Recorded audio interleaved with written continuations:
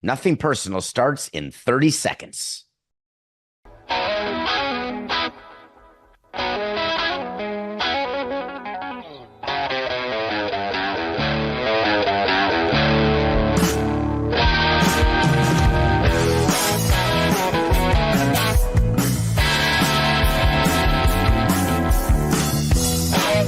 It's just business.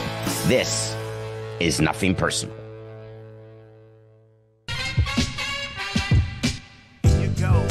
Here you go.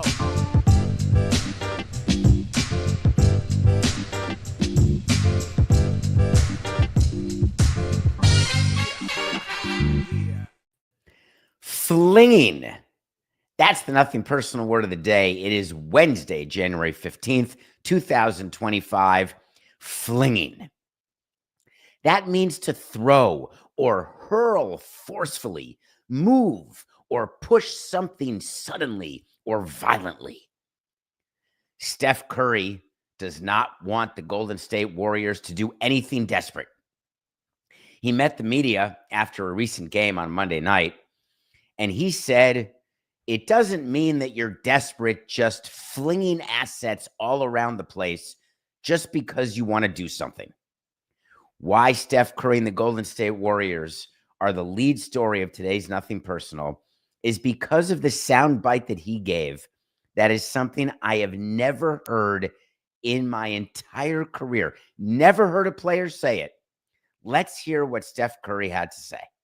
Trades or desperate, moves that deplete the future. Like, there is a responsibility on allowing, or keeping the franchise when in a good space and good spot when it comes to where we leave this thing when we're done. Doesn't mean that you're not trying to get better. Doesn't mean that you're not active in any type of search to if you have an opportunity where a trade makes sense, or even in the summer free agency makes sense, like, you want to continue to get better. Nobody wants to be stale or be in a situation where you're passing up opportunities, but it doesn't mean that you're desperate, just flinging assets all around the place just because you want to do something. So I had to pick myself up off the floor when I heard this. This is a player who has won 4 championships. He's been to the finals 6 times. The Warriors are a dynasty. They've created value in their franchise in a way no other team has during the last 20 years. Knicks, Lakers, T-Wolves, all of them included. Bucks, no, the Warriors are the number 1 team in terms of asset creation, increase in their valuation. Their new arena generates money in a way that only the Garden does around basketball. They have had, whether it was with Durant, with Klay Thompson, the core of players that is Steph Curry and Draymond Green. 4 titles, 6 years. The latest title was 2 years ago. It's not as though they haven't won it in 7, 8 years and they still have the core together. This is 2 years ago. Steph Curry, deep into his 30s now. Steph Curry just signed a 1-year extension recently that will keep him paid through the 2026-27 season, a 1-year extension of $62.5 million. Draymond Green has a player option for about $27.5 million. Steve Kerr was just signed to that big 2-year, $35 million contract. Steve Kerr's contract expires 1 year prior to the end of Curry and Green's player option. The Warriors started off this year going gangbusters. Everything was going great. There was a thought that they had a chance to hold on, one more run, Astros-like. Let's keep going. And since that hot start, the Warriors have been dreadful. They find themselves 12th in the West right now, outside of the play-in tournament, where you have to be, to make the playoffs, you have to be in the top 10, and the bottom 4 get a chance to become the last 2 seeds. A player has always gone up to me and said, we need more. We can do this. We've got this. It doesn't look good. We're having a terrible season, but don't give up. It can turn around. Don't trade pieces away. Forget tomorrow. Let's worry about today. Steph Curry is saying the exact opposite. He is giving the front office the opportunity not to chase Amy, something that all front offices do, have done, and will always do. He is being a responsible executive, the likes of which is rare to find. And the reason he's doing it, does he want to be the GM after his playing career is over? Does he want to go into the front office?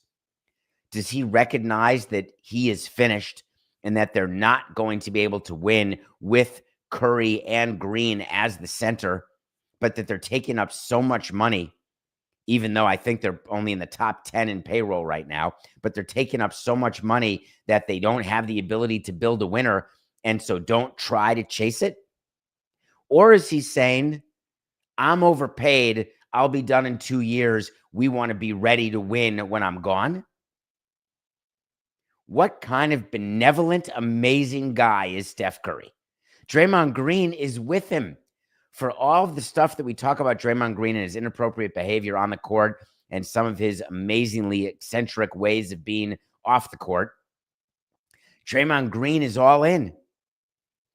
He said the beautiful part about being in the space that we're in is Kerr, Curry, and myself all disagree with mortgaging the future of this organization just to say we're going for it right now.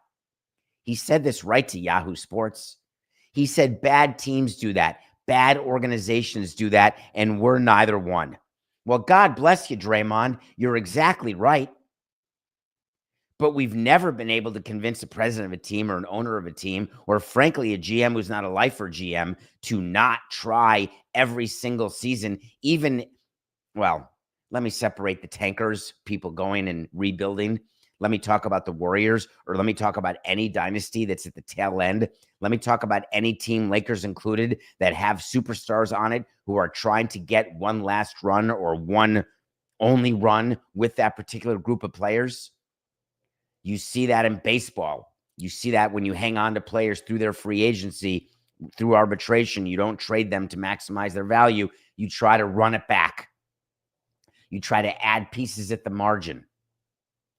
What Curry and Green are saying, and we're not hearing it from Kerr, we're not hearing it from Lacob. What we're hearing it is from the players. And the reason it caught my attention is that's unusual. And so, of course, I was slightly cynical. So I started thinking to myself, why would a player say that? And the only conclusion I could come up with is that the player has an interest in a long-term relationship where once they are done getting paid by the team to play, they start getting paid by the team to exec. I can't imagine that Curry and Draymond are doing that, but I guess I got to compliment him. Maybe I should just be like Coca, be more zen, be more positive, assume the best. I have a hard time doing that. I tend to assume the worst and act accordingly. It keeps me prepared for every situation, but maybe that's what I should do. Assume the best. Assume that Steph Curry and Draymond Green, as a thank you to the Warriors, want to save the owner from himself. There's a lot of examples of players who are really only interested in saving the front office and taking care of the front office and the owner. Let me think about them. No, no one on that team. Let me go. I'm going through every Eastern Conference team. No. Oh, got it. Jimmy Butler.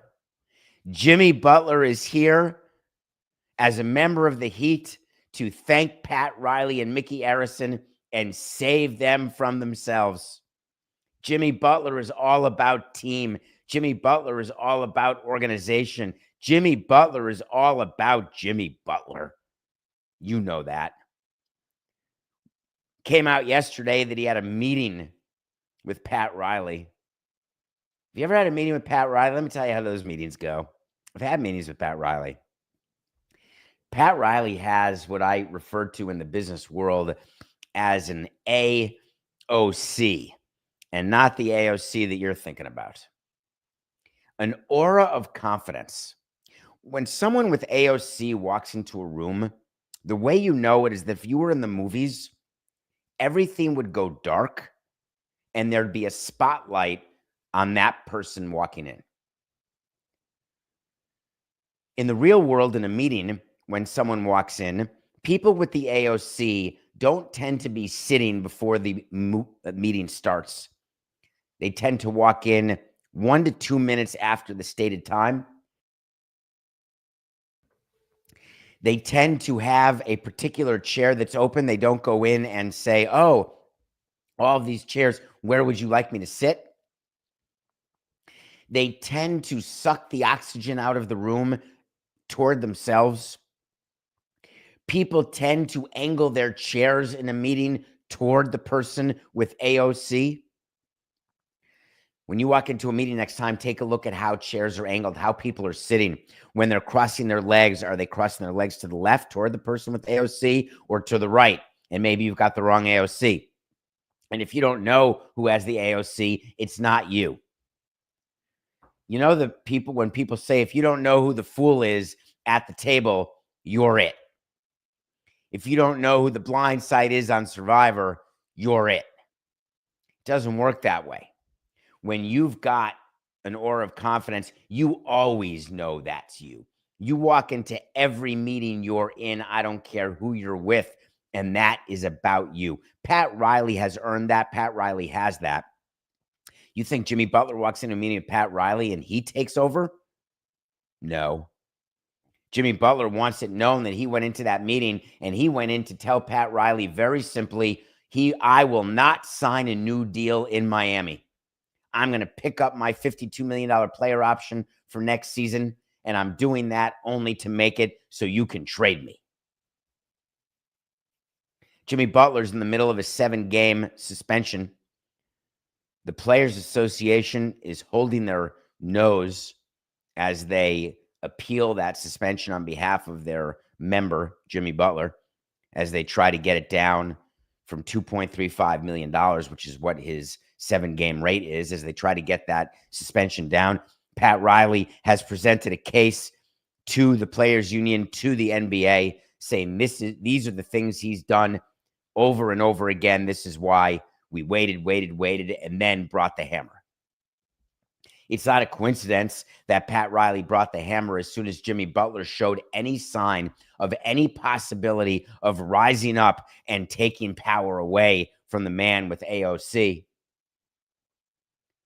Jimmy Butler walks into that meeting, and Pat Riley, I assume, this is how he rolls.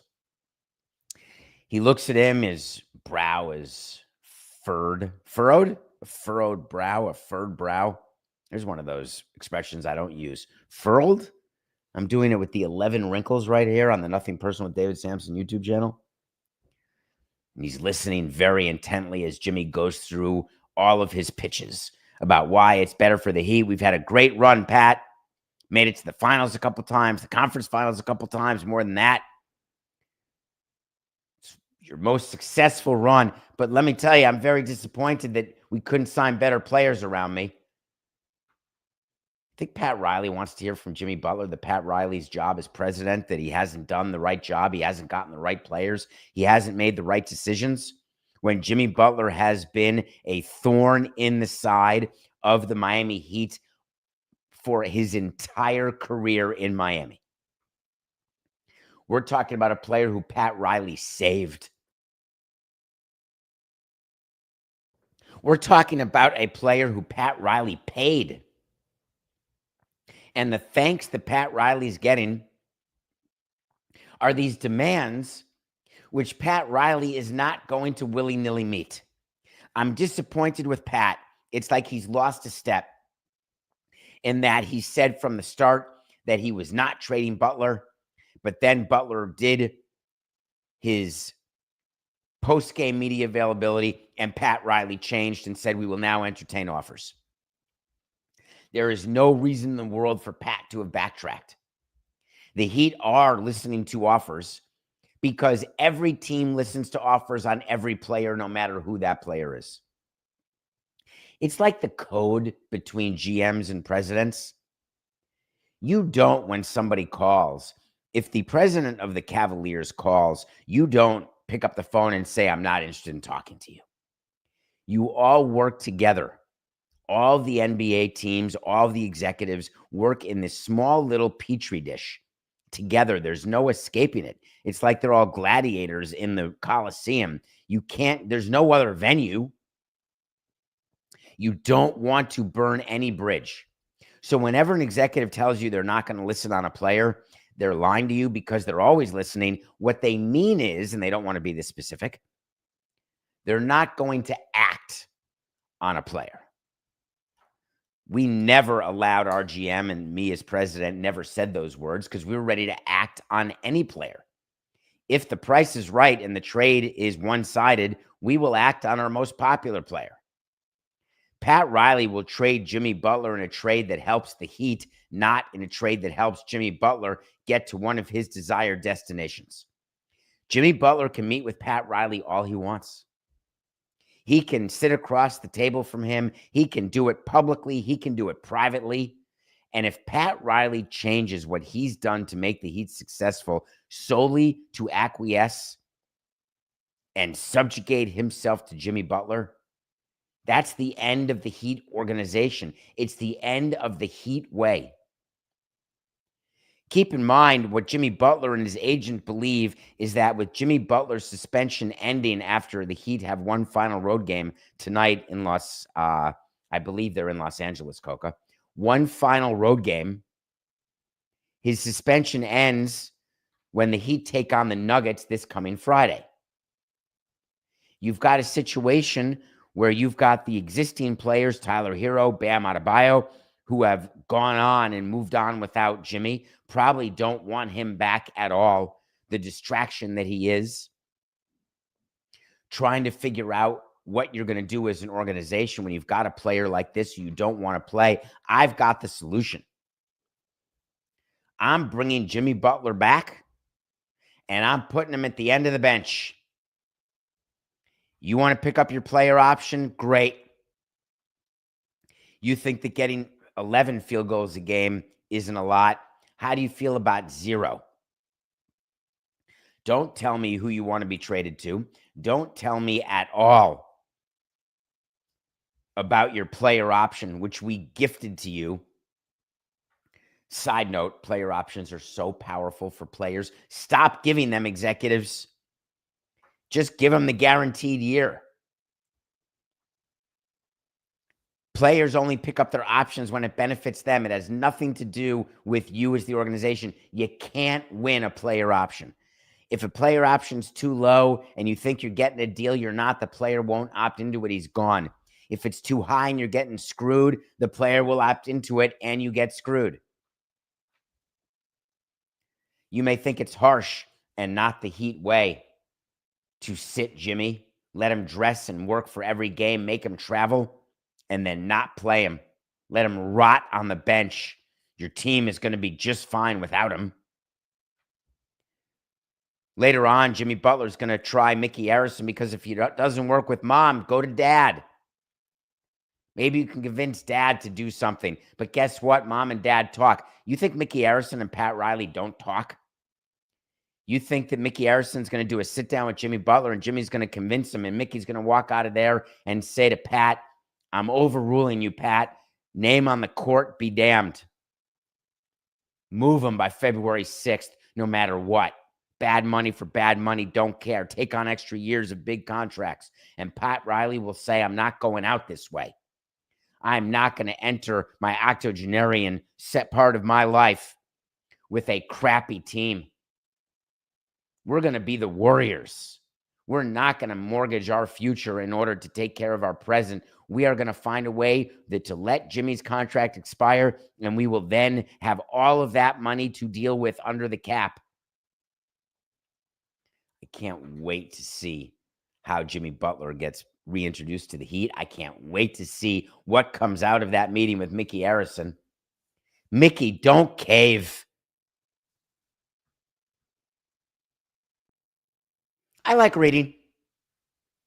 I don't mind it. I generally read articles. You know, for my New Year's resolutions, I don't read enough books. The last book I read was Stu's book, To Take Care of a New Year's Resolution. I'm also okay with players and what they do to get ready for a game. I've seen it all. Music, video, being on the phone with family, showers, powders. Players have routines. Players have routines before games. Baseball is a very routine game. Every sport is pretty routine in terms of trying to figure out what is your way to get ready. There's some players that go all out during strength and conditioning, during stretch. Some players just sit around talking. Some players are very focused during BP on the field. Others prefer BP in the cage. Some players have certain items of clothing that they wear, bracelets, necklaces, certain things they require from the chef at exactly certain number of minutes before first pitch. I'm in with all of it. We keep track. The clubbies keep track. The training staff, the manager, the front office. You want to put your players in a position so that when first pitch comes, that all obstacles that can get in the way of performance, you've eliminated. And that performance is then on the employee. It's on the player. A.J. Brown's method apparently is reading a book. A.J. Brown was caught this weekend, a member of the Philadelphia Eagles, during their victory over the Packers. He was reading a book on the sideline. It was not a playbook. It was not the Bible. It was a book called Inner Excellence. Train your mind for extraordinary performance and the best possible life.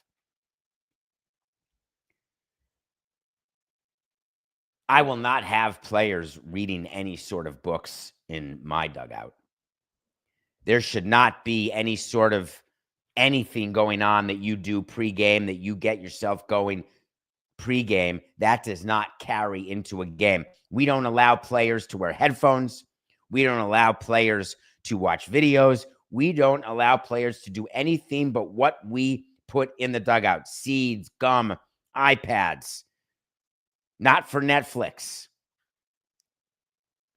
A.J. Brown reading a book on the sideline is inexcusable. I don't care what the book was. I don't care what he says his process was.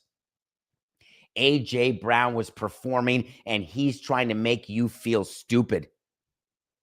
He's trying to make you feel as though you're wrong for questioning what he's doing, because he does it all the time.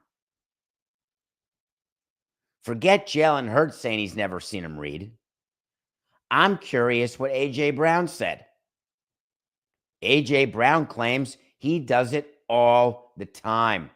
He said he brings the book to the sideline every single game. It must be the first time that you've seen me on camera. Raise your hand if you believe that, because if you do, I've got a bridge for you and maybe a business idea. Explain to me how you think that no camera would have seen A.J. Brown on the bench, on the sideline, reading a book, because there were extra cameras for the postseason.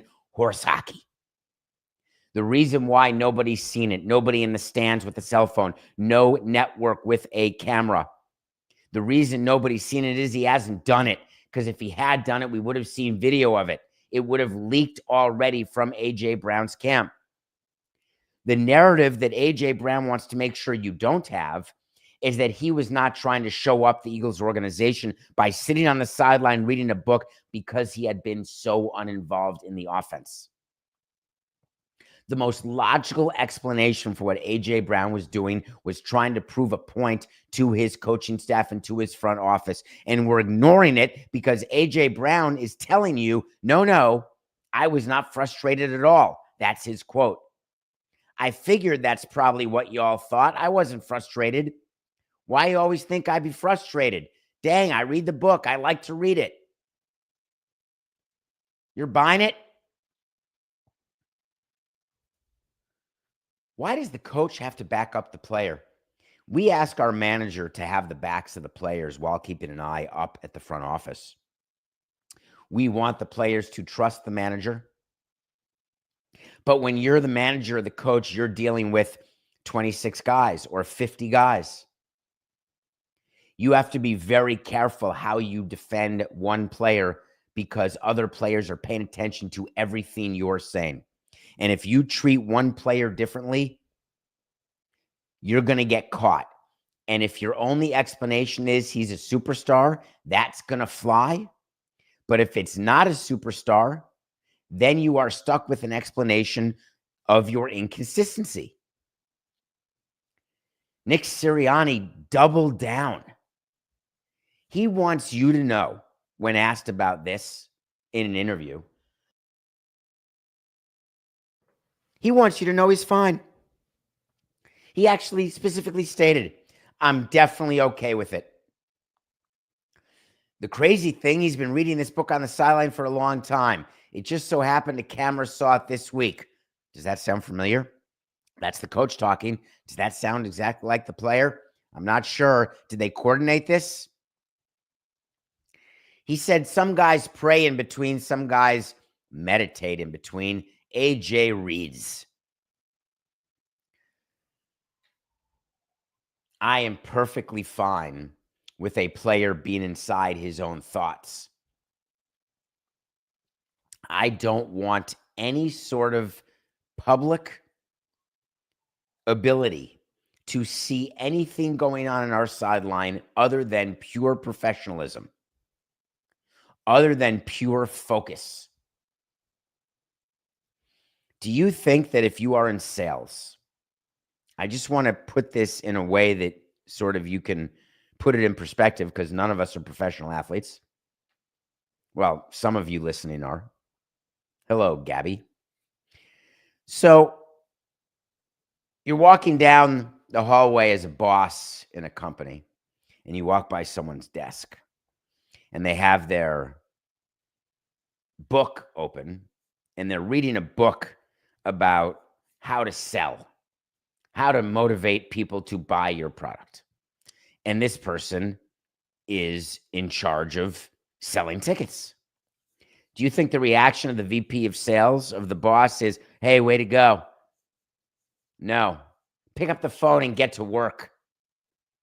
There's time for professional development. Professional development, when it comes during work hours, happens off your desk. The desk of an athlete is the sideline. You want to spend the time on your own time, not on my time, not on the team's time. A.J. Brown has a problem right now because he is forced to double down. Nick Sirianni has a problem because he's forced to double down. The owner of the Eagles has not spoken on this. The GM has not spoken on this. My assumption is there is going to be a discussion and then a change. It's not a coincidence that there are reports that there are issues between Brown and the organization, between Brown and Jalen Hurts. It's not a coincidence that during that time struggling, this bookgate came up. If you are the GM of the Eagles or the president of the Eagles and you're still in the playoffs, you have to do exactly nothing right now. It's not like what the Texans did, which God bless them, Coca. The Texans took that player. Oh, Coca, talk to me. Is it Deontay Johnson? They waived Deontay Johnson. Remember the player who wouldn't go in the game? And now he is gone from the Texans, and the Texans are still in it. The Eagles and Howie Roseman could release A.J. Brown, but they're not going to. But I am going to do a full wait to see. When I tell you something's going to happen, if it does, we'll revisit it. If not, we'll revisit it. A.J. Brown will not play for the Philadelphia Eagles next season in 2025. As much as everyone wants to believe that what he did is fine, that there's no issues, the issues are deep and they can't be resolved. Let's take a break. I can't wait to review what I watched and binged over the weekend. And then we're going to talk about something going on in MLB as we approach spring training, as teams try to figure out how much payroll room they have. The Cincinnati Reds made a very interesting move, and we'll talk about it after the break.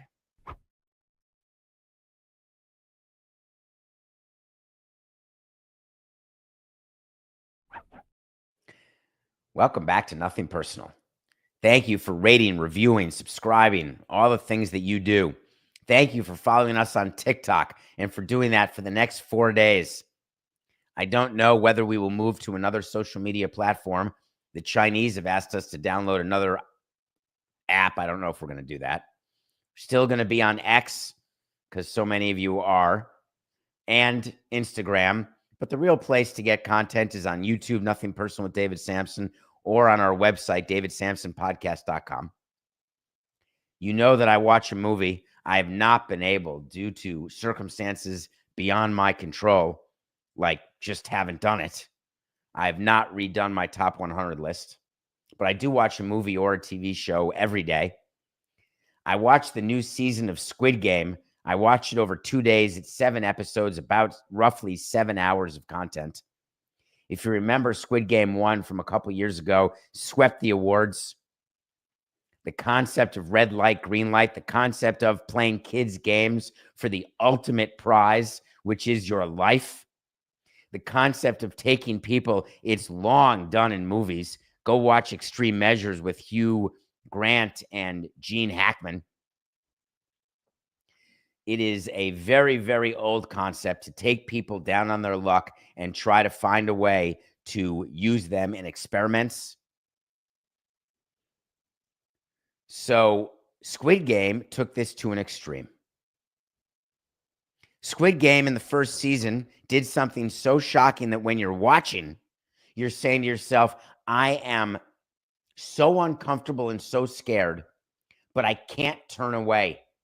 It's like a train crash. You have to watch it, or a traffic accident. You've got a rubberneck. I thought season 1 was perfect. And then what's the reason for a season 2? Well, it turns out season 2 and season 3 are brother seasons. There's going to be a season 3 that was filmed right after season 2. Season 2 ends not on the end of a story, but sort of in the middle of a story. So it's more like Yellowstone. Season 2 is part 1 of season 2, and season 3 is part 2 of season 2. And what you learn is what goes on with the people who put on the Squid Games. There's a lot of behind the scenes where you see things that you didn't learn in the first season. The story of the main character trying to end Squid Game. So I am going to suggest to you that if you've never watched Squid Game, stay as is. If you've watched season 1, you've got to watch season 2 and then season 3, because you will be fascinated by how they cover certain of the topics they cover in season 2, how they bring in characters into the game and how they interact with the returning player, how it works behind the scenes and why, and the sickness that these people have, and then the reason for the sickness. It's worth your time. Let me do a shout out right now to Jake Retzlaff, please. Jake Retzlaff is the player, the Jewish quarterback for Brigham Young, who got an NIL deal with Manischewitz. I'm lucky enough to know Eitan Levine, who got himself, he's a fantastic comedian, a fantastic performer, got himself involved in this. And the way he got me involved is I'm circumcised, I guess. All I know is that I got a jersey, a Manischewitz jersey with his name on it.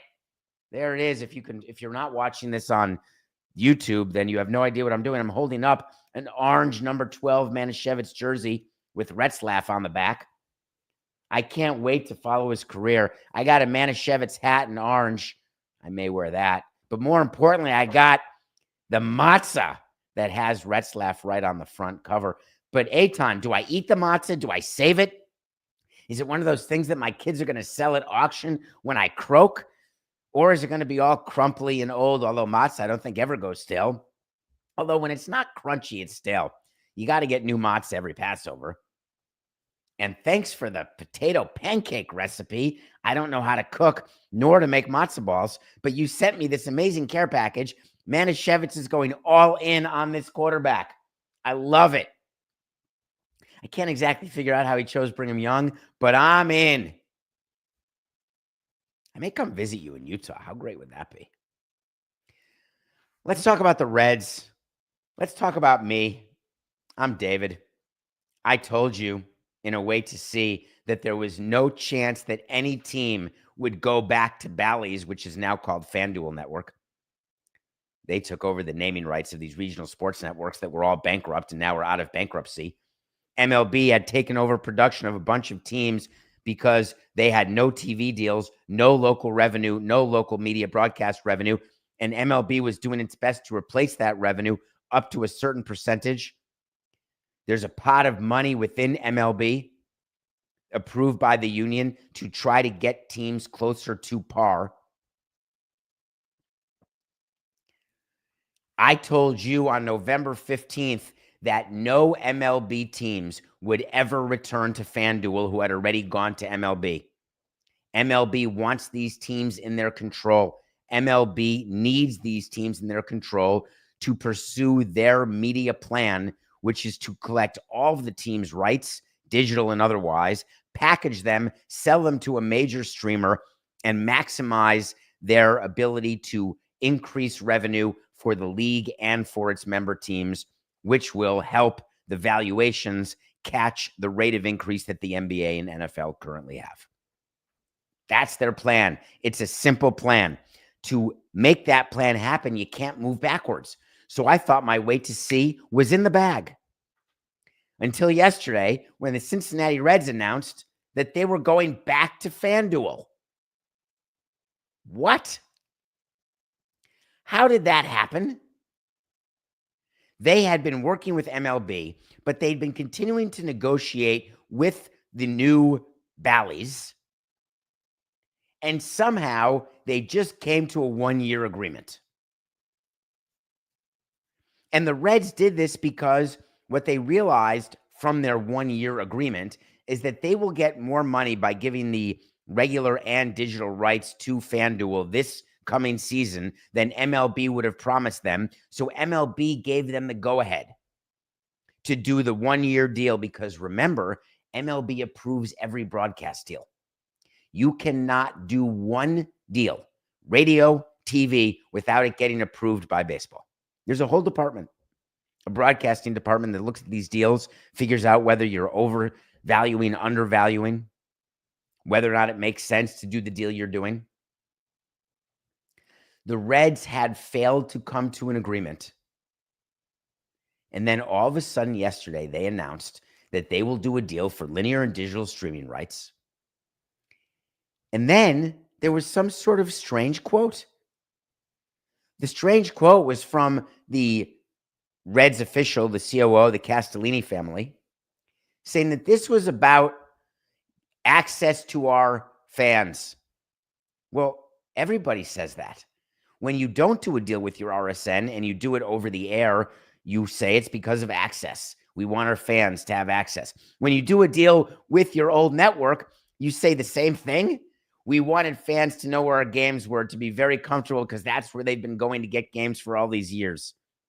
Do you see how we all manipulate you in terms of message? No matter the outcome, we say the same thing. We do a deal with X, it's because of you. We don't do a deal with X and we do it with Y, it's because of you. Either way, just know from the bottom of our heart, it's about the fans. Then, of course, they say, there's an opportunity for a little payroll increase, a little something, something, because we've got a little more revenue than we projected to have when we were going to be with MLB. Think they're out there first right now, out there looking at free agents, out there saying, all right, let's raise that payroll. If you're a smart baseball team, you have left room in your budget to take on players in the month of February. You want to take advantage of the desperation. Are the Reds now in that position where they've got a little room? All these teams, Coca, are trying to figure it out. They literally are trying to figure out what to do. Baseball is saying we'll get everyone's rights together, but we can't do it for a couple of years. So go ahead and do another interim deal. If you're a holder of credit, one of the dead oars, if you would, for Ballys, are you comfortable and happy that you got a 1-year deal with the Reds? It's like kicking the can, delaying the inevitable. What is the long-term plan for FanDuel Sports Network when you know that every team that you have, every MLB team is going to leave you because they are going to have to do a deal with MLB because MLB is going to offer them more, not from a local revenue standpoint this particular year, but overall, you don't go against the commissioner's office. There are teams that constantly do, some of the bigger market teams, they're constantly fighting with the commissioner's office because they feel as though they've got the power. MLB is trying to take the power out of those big market teams and put it into the small and mid-market teams as a way to make it clear that we are not, during the next CBA, we are not going to allow you all, big market teams, to dictate what we're doing. Not unlike what the union did with Boris clients. When you are in charge of an entity, you're always monitoring who's got the power, who's got the control. And anytime there's a power play, think about this, actually, Coca. This happens in cartels. It happens in street gangs. It happens in families with mothers, fathers, and children. It happens in a clubhouse. It happens in a front office. The power dynamic exists and is introduced to people who get introduced to an environment. This goes back to our AOC, our aura of confidence. The power dynamic is something that you are aware of, and if you try to change it, it's like going after the king. You better not miss, because if you miss, you're done. You want to go after Tony Clark and Bruce Mayer the way certain of the players and another agent tried to do, you better get them, because if not, you're eliminated. And the Players Association in baseball eliminated them all. You want to go after the big markets in baseball? You want to try to effectuate change as the commissioner and the commissioner's office aligned with small and mid-payroll teams? You better get your ducks in a row. You better make sure you got the 23 votes that you need. This is all part of that process. Allowing the Reds to do this 1-year deal.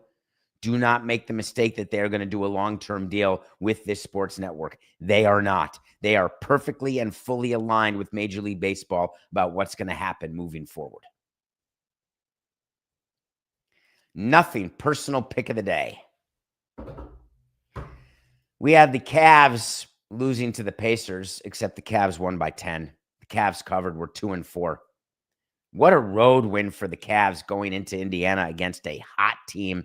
Neither team shot particularly well, but the Cavs, I keep wondering to myself, what do we have here? What we have here is a really good team. Big game tonight in Los Angeles. The Lakers are hosting their second game since they took a break because of the fires. The Lakers are giving 5 points to the Jimmy Butler list aforementioned Miami Heat, and we're going with the Lakers to cover versus the Heat. The Heat coming off a loss to the, was it the Clippers? Coco, who did the Heat just lose to 2 nights ago on this road trip? I'm blanking. I don't think it was the Clippers. It was the Clippers. So it's an LA moment.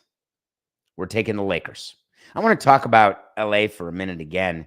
Give me a second. It's not about the fires, even though it should be. This is about another angle that's happening. And the Olympics are being discussed everywhere. As you know, that Casey Wasserman has taken on being the chair of the LA Olympics 28. There's been a ton of money spent, a ton of time spent, a ton of resources spent, all for LA to host the Olympics. And they were hosting it. They've got venues all over town. There wasn't much new construction happening for the 28 Olympics. They've got a ton of venues. LA is hosting World Cup matches. They're hosting a Super Bowl coming up at SoFi. There are rumblings right now going on that I want to talk about. And there was an article written in the New York Times yesterday about this. Whether or not the Southern California wildfires have done anything that could put the Olympics in jeopardy. It is not unprecedented for the Olympic Committee, the International Olympic Committee, to move an Olympics because of political unrest, because of a natural disaster. There is no doubt that Paris would be ready to host in 28 the way they hosted in 24. They kept all the venues. They could rebuild the sand venues on the Champs-Élysées and get back and ready to go.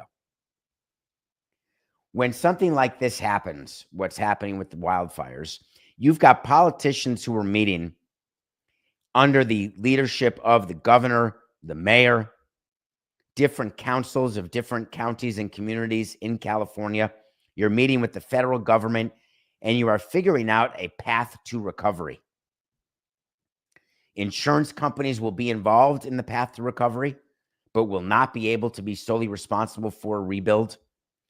A rebuild will not take a year or two. It will take a decade to figure out how you are going to reimagine Los Angeles. All things that they've been talking about because of infrastructure issues in Los Angeles. Sometimes it requires an act of God to change a timeline. We've seen what COVID did to so many timelines of certain things, of the way we do business, the way you as a consumer act. Everything was trending a certain way, and COVID accelerated it. LA has been trending toward improving its infrastructure. The fires of 2025 have accelerated that.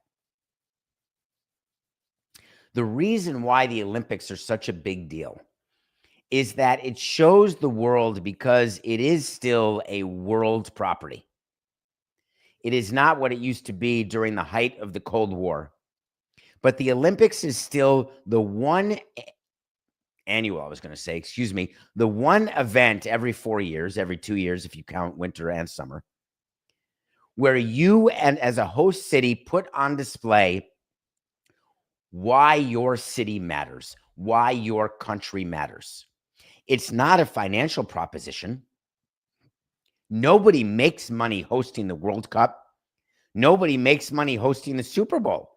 Nobody makes money hosting the All-Star Game. Nobody makes money hosting the Olympics. You assign a huge amount to the value, to the halo effect, to the brand association, to the gravitas that your city holds because it's an Olympic city. You do a bunch of financials which show that you can use these structures for something different going forward that can generate money. Baseball fields can be used for little leaguers. Hockey rinks can be used for youth hockey and adult hockey. You will pay for the rink to use at 2 a.m. You go through all of these different ways to excuse the spending of the money. But the truth is, the reason why cities want to host Olympics, it's a vanity play, an ego play. Kesu Wasserman handling the Olympics is a feather in his cap that is full of feathers. It is a nod in a career that has been extraordinary and is not close to being done. People who get involved in these type of things do it purposefully. They do it for themselves. They do it for their community, for their city, and for their state.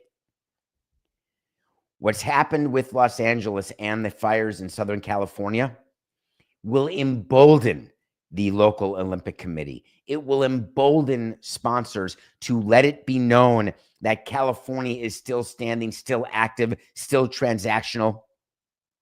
There is still business to be done. There has never been a more important time to invest in California than today, and these people and sponsors understand it. All of the people who are thinking out there that it's too big a distraction, it's too many resources to put to host the Olympics so soon in 28. You're missing the major point, which is if the Olympics were this summer, I would tell you that there would have been a serious and significant discussion to have the Olympics moved or postponed.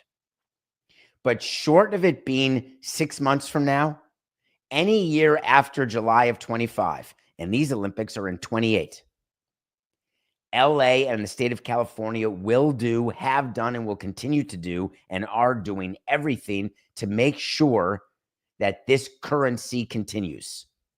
The currency continuing is not just good to rebuild LA. The currency continuing is done to rebuild not just structures, but the mentality of Californians. When it comes to the Olympics, continuing them, it's just business. We'll be back tomorrow. This is nothing personal.